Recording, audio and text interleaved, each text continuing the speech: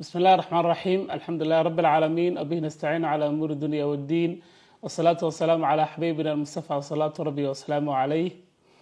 maanta bishu tahay 15 bishii labaad 2024 wasaaradda howlaha dhulkii gurinta Somaliland waxay qaranka uga mas'uul tahay dhammaan hantida ama guurtada ee qaranku leeyahay, gaar ahaan guryaha dawladda, kaalmaha shaqalka dawladdu leedahay, meheradaha ganacsiga dawladdu leedahay iyo bakhaarada ay dawladdu leedahay kirada loogu jiro.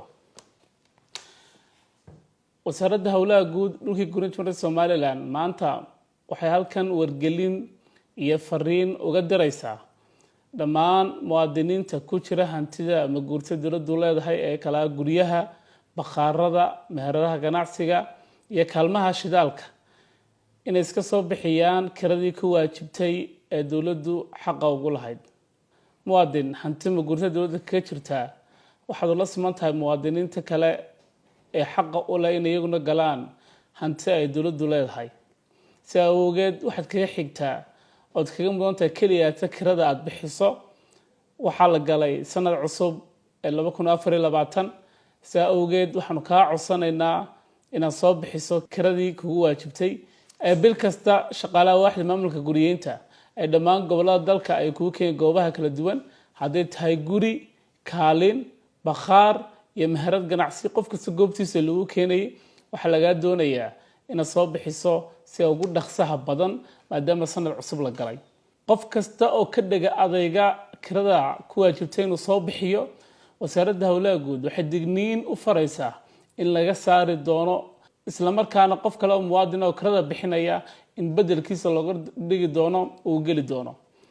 meheradaha kala duwan iyo kaalmaha shidaalka ee Hargeysa ku kala yaala iyo gobolada kala duwan ee dalka, hadday tahay Boorama, Hargeysa, Gabiley, Saaxil, Togdheer, Sanaag, Saraar, Oodweyne, gobol kasta oo dalka ku yaala, dhammaan kaalmaha shidaalka ee dawladdu leedahay waxaanu ka codsanaynaa si ugu dhaqsaha badan in iska soo bixiyaan kiradii lagu lahaa. gaar ahaan waxaan xusaynaa kaalmaha shidaalka ee Hargeysa ku yaala, hadday tahay kaalinta al-shukri ama galan sida loo yaqaano, kaalinta calimataan, kaalinta basbaas iyo kaalmaha kaleba. waxaanu ka codsanaynaa si ugu dhaqsaha badan inay kiradii ku waajibtay iska soo bixiyaan.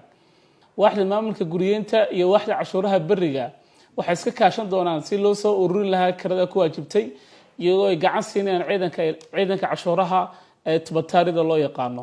qof kasta oo ka dhagaaday inay kirada ku waajibtay soo bixiyo, hadduu kaalin yahay oo dawladda kaga jiro, hadduu meherad kaga jiro, hadduu bakhaar kaga jiro, hadduu guri kaga jiro, waxaa gacan ka helayaan howlwadana waaxda maamulka guriyeynta iyo cashuuraha beriguba ciidanka tubataariyada.